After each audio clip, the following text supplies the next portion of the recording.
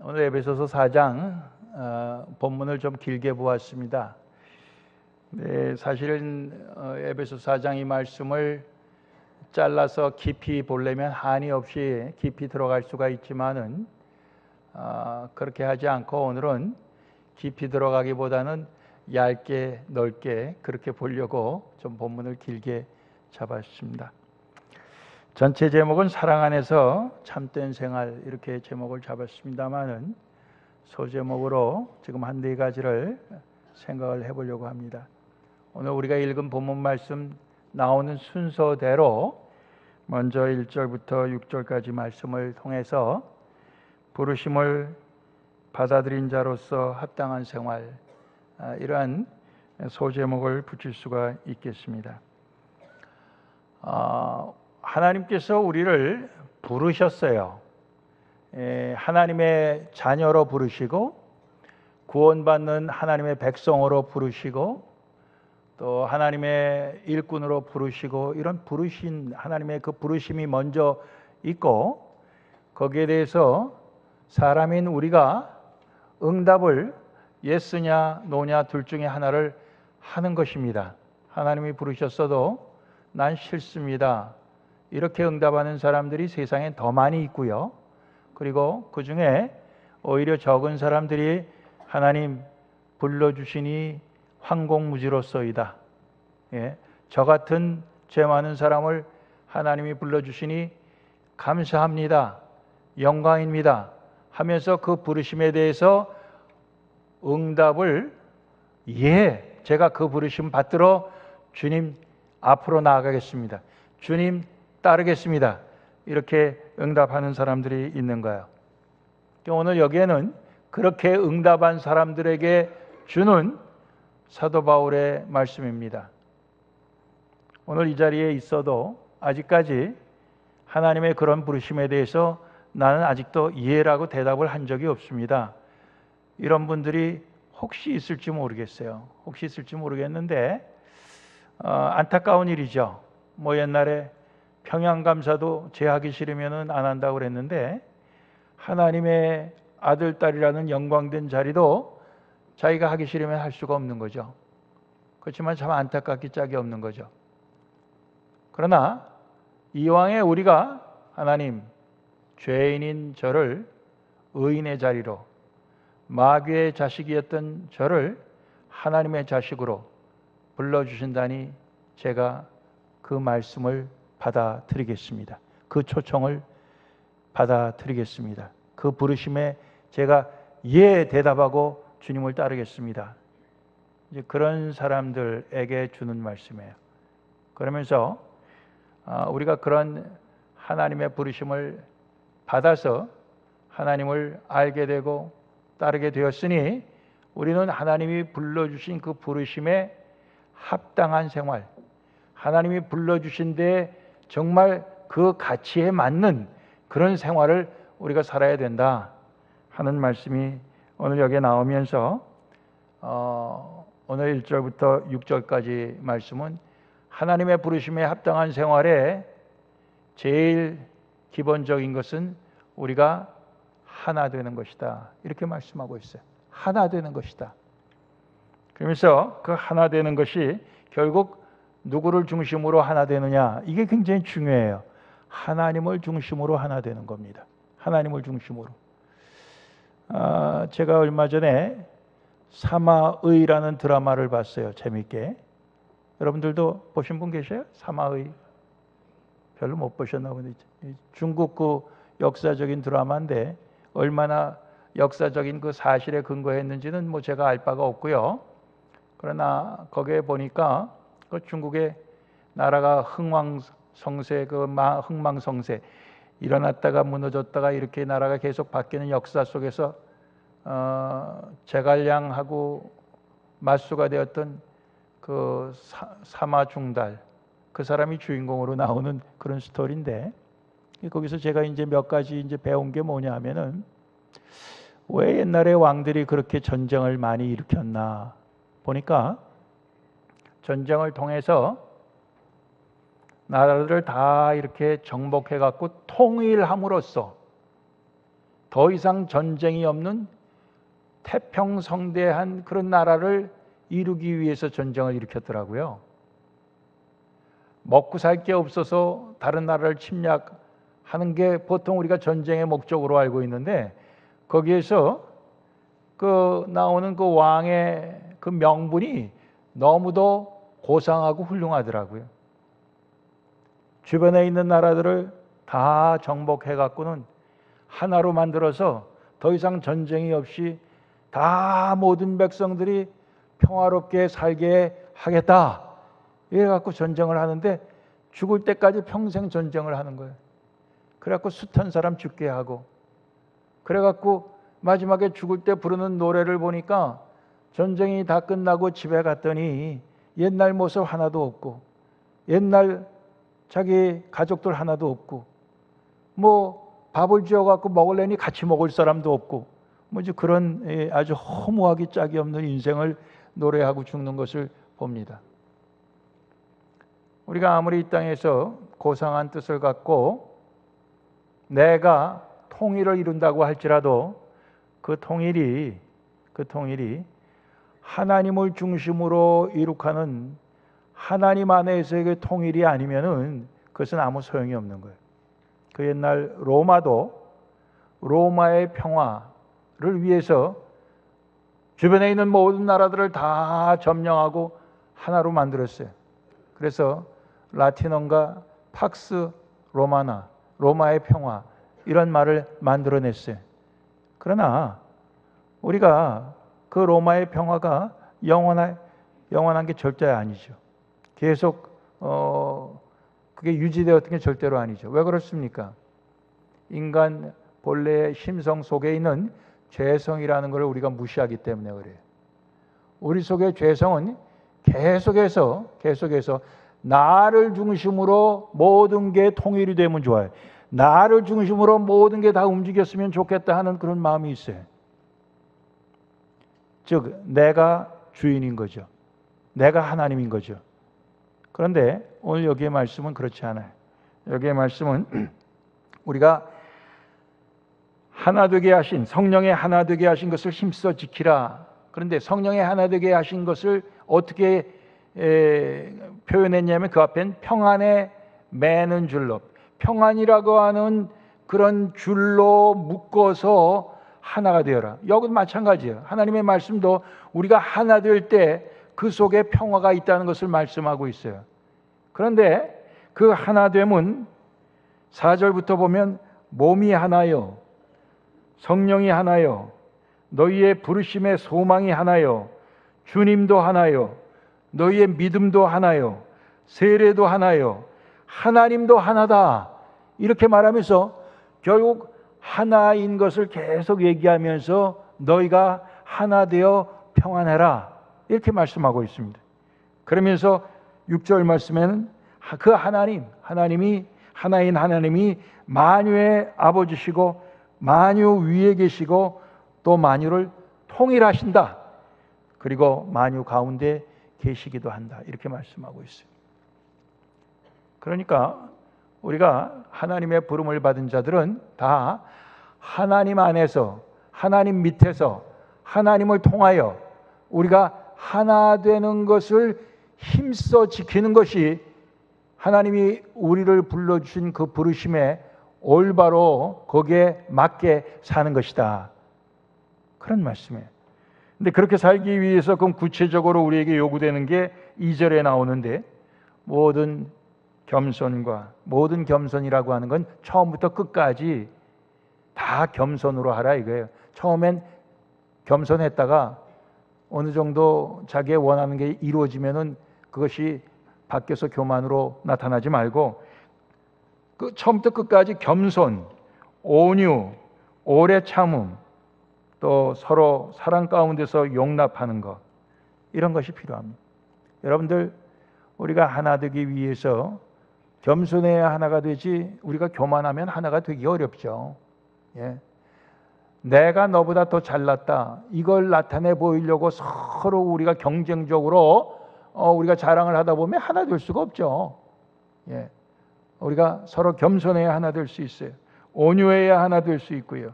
오래 참아야 하나가 될 수 있어요. 내 마음에 안 든다고 우리가 금방 뛰쳐나가 버리거나 우리가 혈교를 내버리면 우리가 하나 되기 어려워요. 또 서로 용납해 줘야 돼요. 예. 받아줘야 돼요. 예, 받아주고. 예, 그렇게 해야 우리가 하나 되는데, 이런 것을 통해서 우리가 주님 안에서 하나 되는, 그 통일되는 그것이 바로 우리가 부르심에 예스 하고 응답한 사람들의 합당한 생활이다, 그겁니다. 아멘이십니까? 예. 우리가 다 그런 부름을 받은 자면은 우리는 당연히 그렇게 살아야 될 줄 압니다. 두 번째는 7절부터 우리 10절까지 나오는 말씀을 통해서 소제목을 붙여보기를 그리스도의 은혜를 받은 자들로서의 우리의 위치를 얘기해 주고 있습니다. 우리 각 사람에게 그리스도의 선물의 분량대로 은혜를 주셨다 그랬습니다. 그러면서 그 우리에게 주신 그리스도의 그 은혜를 이렇게 표현했어요. 그가 올라가실 때 사로잡힌 자를 사로잡고 사람들에게 선물을 주셨다, 이렇게 말했어요. 올라가셨다 하였은즉 땅 아래 곳으로 내리셨던 것이 아니면 무엇이냐. 내리셨던 그가 곧 모든 하늘 위에 오르신 자니 이는 만물을 충만케 하려 하심이니라 그랬습니다. 예수님은 하나님이신데 하늘에 가만 계시지 아니하시고 우리에게 은혜를 충만히 주시기 위해서 이 땅에 내려오셨어요. 내려오셔서 우리를 위해 대신 죽으시고 또 부활하시고 그리고 또 다시 승천하셔서 본래 있던 자리로 올라가셨습니다. 그러면서 우리에게 은혜를 주신 것이 그가 사로잡힌 자를 사로잡고 사람들에게 선물을 주셨다 하는 이 다윗이 지은 시편을 인용을 하는 것입니다. 다윗 시대에 전쟁이 많았어요. 전쟁을 해서 승리를 하면은 패배한 나라의 사람들도 포로로 잡아오고 그리고 많은 물질, 금은 보화 뭐 이런 것까지 다 빼앗아서 그래갖고 돌아옵니다. 돌아오면은 그러면 본국에 들어올 때 사람들이 그 개선해 갖고 돌아오는 그 모든 군인들을 환영을 하는 거죠. 그리고 그 전리품을 나눠 가지, 포로도 나눠 가지고, 그래서 종으로 쓰고 포로를, 예? 그렇게 하는 것이 옛날 그 전쟁의 풍습이었어요. 근데 이제 그 말씀을 오늘 인용을 해 갖고 예수님께서 이 땅에 내려오셨다가 또 다시 올라가시면서 포로로 잡은 자를 데리고 가시면서 우리에게 은혜를 주셨다, 이런 말씀을 인용을 하는 거예요. 이 말씀을 저는 오늘 이렇게 해석을 할 수도 있다 생각합니다. 바로 이 말씀은 바로 그 포로가 우리다, 그 사로잡힌 자가 우리다. 우리가 옛날에는 마귀에게 종노릇 하던 자였는데 그 마귀와 싸워 이겨갖고 마귀 수하에 있던 우리를 갖다 포로로 잡아갖고 결국은 우리의 신분이 바뀌어서 이제는 마귀의 포로가 아니라 그리스도의 포로로 살게 하신다, 이런 말씀이에요. 그래서 오늘 1절 말씀에도 사도 바울은 주 안에서 갇힌 내가 너희를 권하노니 이렇게 했어요. 주 안에서 죄수로 갇혀 있는 내가 너희를 권하노니, 이런 뜻이에요. 근데 이 말씀은 우리가 잘 아는 대로 로마의 옥중에 죄수로 갇혀 있는 바울이 쓴 거예요. 근데 그렇다면은 이거를 로마 옥중에 갇혀 있는 내가 너희에게 권하노니 이렇게 써야 되는 거 아닙니까? 근데 그가 그렇게 쓰지 않고 주 안에서 갇힌 내가 너희를 권한다, 이렇게 말한 것은 그가 지금 예수 그리스도 안에 포로로 있다는 그런 얘기예요. 그 예수 안에 포로로 있다는 게 우리가 볼 때는 좀 나쁘게 들릴 수도 있어요. 예수 안에서 왜 포로로 잡혀 있냐? 예수 안에서 자유롭게 그저 하고 싶은 대로 마음대로 살아야지, 그렇게 생각할 수 있어요. 그런데 우리는 이 반대 개념, 그가 그 전에 예수님을 믿지 아니했을 때는 사실은 사탄의 포로로 사탄에 갇힌 자로서 살았구나.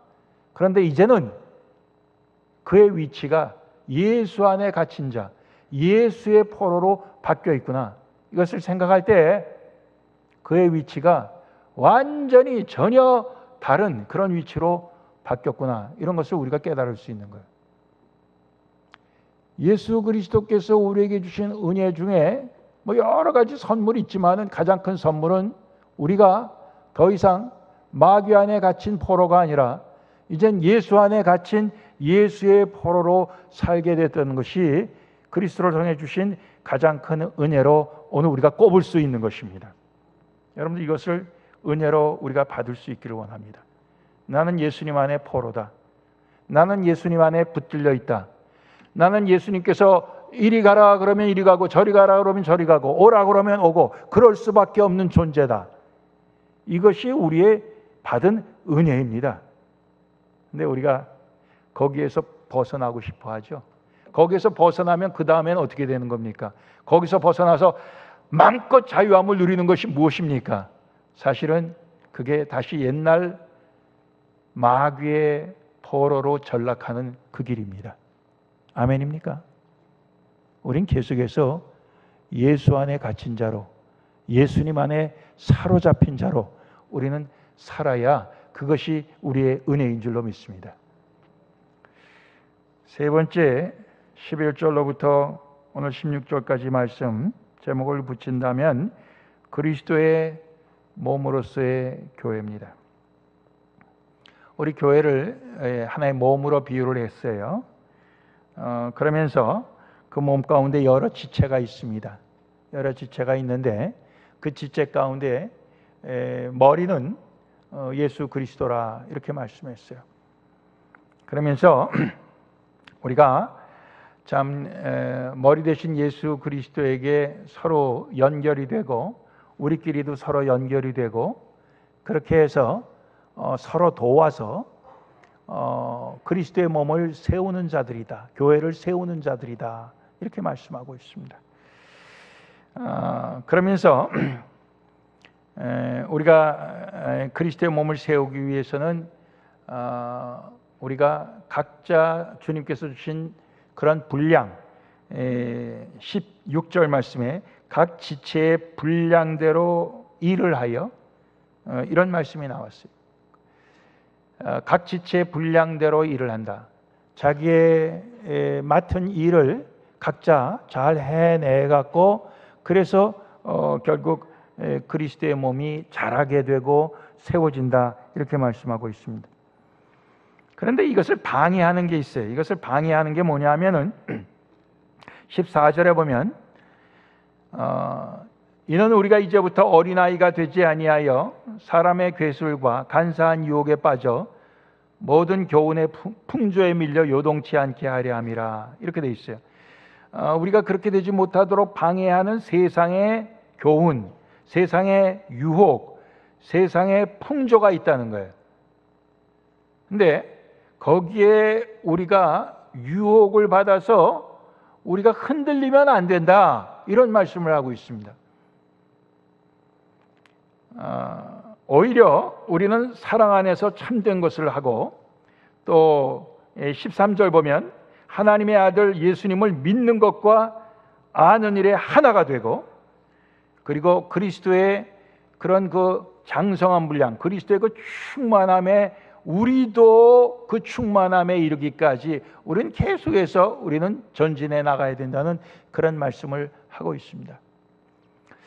근데 오늘 이 세상의 교훈, 풍조, 우리를 유혹하는, 우리를 요동치게 하는 그러한 것들이 사실은 믿는 사람들 교회 안에도 들어와 있죠. 많이 들어와 있습니다.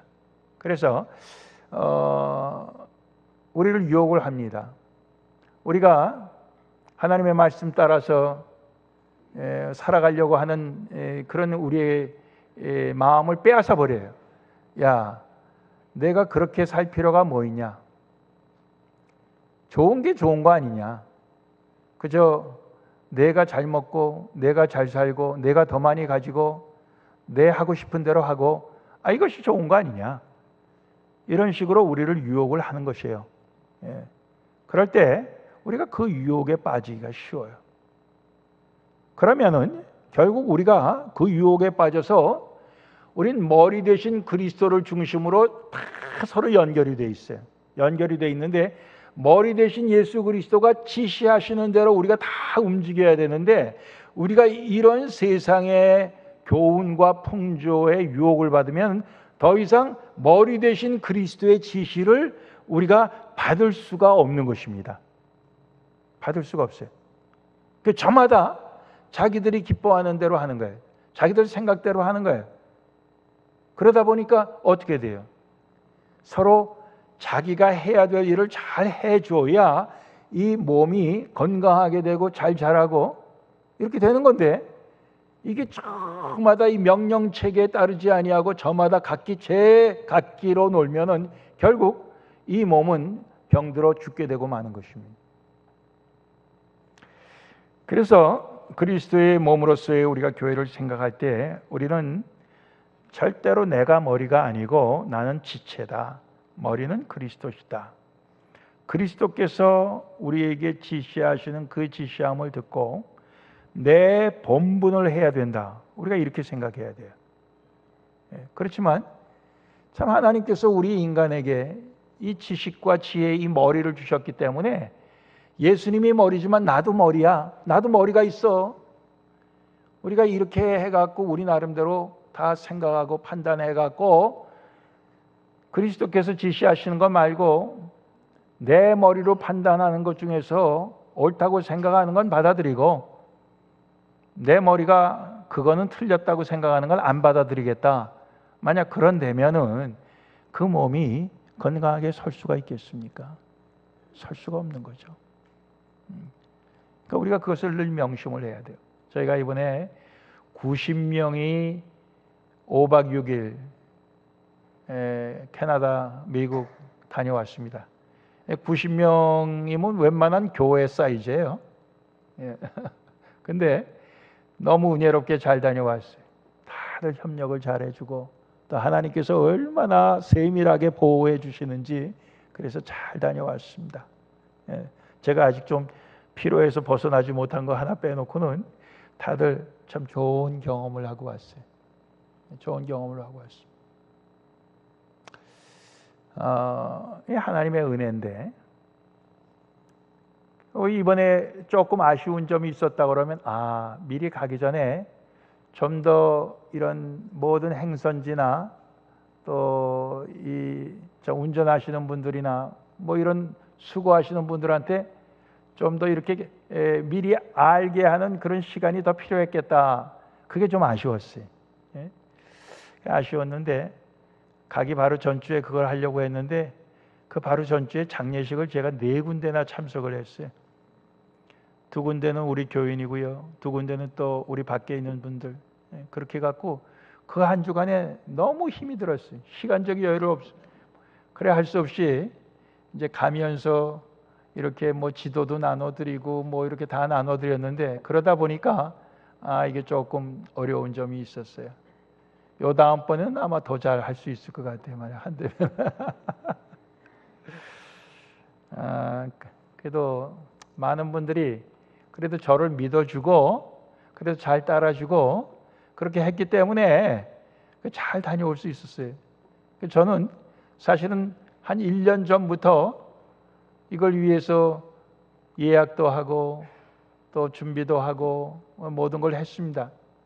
그래갖고 참 준비를 철저히 했는데도 뭐 가니까 여러 가지 전혀 기대하지 못했던 일들이 벌어지죠. 그렇지만 그러한 일들 속에 오히려 하나님의 그 도우시는 손길을 느낄 수 있더라고요. 그게 너무 감사하더라고요. 한 예를 들면은 우리가 그 워럴튼 내셔널 파크라고 그 캐나다에 거기를 가서 유람선을 타기로 했는데 그 유람선 타는 시간이 10시예요. 우리가 숙소에서 거기까지 한 40분 걸리는데 가면서 일찍 가서 시간이 좀 남는 사람은 거기에 있는 오래된 프린스 오브 웨일즈 호텔이라고 유명한 호텔이 있어요. 거기 한번 구경하고 내려오세요. 그랬다고요. 그렇지만 이제 배 타는 시간이 10시입니다. 근데 10시에 이제 배 타는데 모여갖고 하는데 한 30명 정도가 없어요. 그게 어떻게 된 건가? 전화를 걸었더니 아직도 호텔에 있는 거예요. 그래서 아니 거기 있으면 어떡하냐고. 10시에 배가 떠나는데. 아 그래는 어떻게 해요? 할 수 없이 배를 먼저 보냈죠. 그래갖고는 이제 이거 표를 물러주느냐 그랬더니 안 물러준대요. 한 40불 하는데 안 물러준대. 그래서 아 이거 그럼 어떻게 하면 좋으냐 그랬더니 1시에 배를 타겠느냐 그러더라고요. 그래서 좋다고. 그래갖고 나머지 사람들은 1시에 배를 탔어요. 근데 참 하나님 은혜가 감사한 게 제가 사실 이제 저는 처음부터 배를 안 타고 그 배 타고 오면은 그게 한 12시 15분 돼요. 그러면 점심시간이니까 제가 불을 피워놓고 좀 이렇게 고기를 굴 만반의 준비를 해야 되겠다. 해서 이제 저는 처음부터 배를 안 타고 가려고 그 바로 피크닉 그라운드에서 준비하려고 그랬었는데 하나님께서 야, 너 혼자 그걸 어떻게 다 하냐? 30명을 붙여주신 거예요. 그래갖고 그분들이 불 피우고 고기 굽고 다 하고 그 먼저 드시고 그다음에 그분들하고 교대로 이제 해서 그렇게 바베큐 점심 먹고 물론 이제 그 30명 분들은 충분히 이제 드시지를 못해 시간이 급해갖고 한 반만 드시고 가시고 그 뒤에 오신 분들은 배 내리자마자 와갖고 그냥 다 익은 우리가 저 스테이크를 먹으면서 야, 참 하나님 묘하시다. 어떻게 우리의 실수를 통해서도 이렇게 묘하게 역사를 하시나 참 감탄을 했어요. 너무 감사해요. 한 예에 불과합니다. 그런 걸 보게 될 때 참 우리가 항상 우리의 인간적인 머리로 다 계획을 한다고 할지라도 사실은 하나님의 머리가 있는 거죠. 그리스도의 머리가 있는 거죠. 우리가 항상 무엇을 하더라도 우리가 계획하고 뭘 해도 주님께서 지시하시고 인도하시는 거기에 임하면은 우리는 거기에서 손을 들 수밖에 없는 거예요. 그게 제일 좋은 거예요. 그게 제일 좋은 겁니다. 그것이 제일 건강한 것이고 그것이 제일 축복이고 그것이 제일 우리에게 큰 열매를 맺게 하는 것인 줄로 믿습니다. 오늘 말씀 속에서 세상의 유혹, 세상의 교훈, 세상의 풍조에 우린 절대로 밀려서 요동하는 사람들이 되지 않고 오히려 사랑 안에서 참된 것을 해 그리스도에게까지 자라가야 된다 그랬습니다. 사랑 안에서 참된 것을 하는 것이 구체적으로 무엇이냐? 주님 우리에게 주신 십자가 사랑, 우리에게 보혈을 흘려주신 그 사랑, 그 사랑에 힘입어서 우리는 참되게 살아야 된다 그 말씀 아니겠어요? 그럼 참되게 사는 것이 어떻게 사는 것이냐? 25절 말씀부터 나옵니다. 한번 띄워주세요. 25절부터 나오는데요. 한번 우리 25절부터 32절까지 사랑 안에서 참되게 사는 것은 바로 이런 것이다. 우리가 말씀 한번 읽고 끝내겠습니다. 천천히 우리가 뜻을 생각하면서 읽고 또 집에 가서도 또 한번 읽어보시길 바랍니다. 다 같이 읽겠습니다. 그런즉 거짓을 버리고 각각 그 이웃으로 더불어 참된 것을 말하라. 이는 우리가 서로 지체가 됨이니라. 분을 내어도 죄를 짓지 말며 해가 지도록 분을 품지 말고 마귀로 틈을 타지 못하게 하라. 도적질하는 자는 다시 도적질하지 말고 돌이켜 빈궁한 자에게 구제할 것이 있기 위하여 제 손으로 수고하여 선한 일을 하라. 무릇 더러운 말은 너희 입 밖에도 내지 말고 오직 덕을 세우는 데 소용되는 대로 선한 말을 하여 듣는 자들에게 은혜를 끼치게 하라. 하나님의 성령을 근심하게 하지 말라. 그 안에서 너희가 구속의 날까지 인치심을 받았느니라. 너희는 모든 악독과 노함과 분냄과 떠드는 것과 회방하는 것을 모든 악의와 함께 버리고 서로 인자하게 하며 불쌍히 여기며 서로 용서하기를 하나님이 그리스도 안에서 너희를 용서하심과 같이 하라. 아멘. 오늘 말씀 나오는 중에 우리 마음속에 은혜 받는 구절을 꼭 기억하시길 바라고요. 특별히 그 중에 마귀로 틈을 타지 못하게 하라 그랬습니다.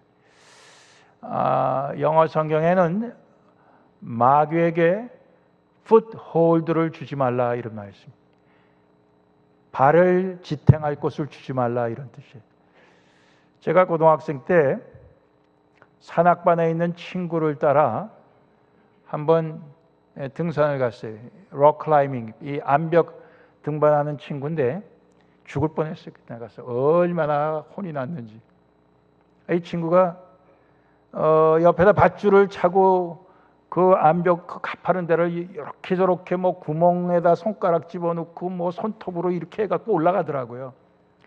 올라가더니 제일 위에 올라가서 나무에다가 밧줄을 걸더니 그 다음에 그 밧줄 쭉 늘어뜨리면서 갖고 내려오면서 밧줄 잡고 올라오라 이거예요.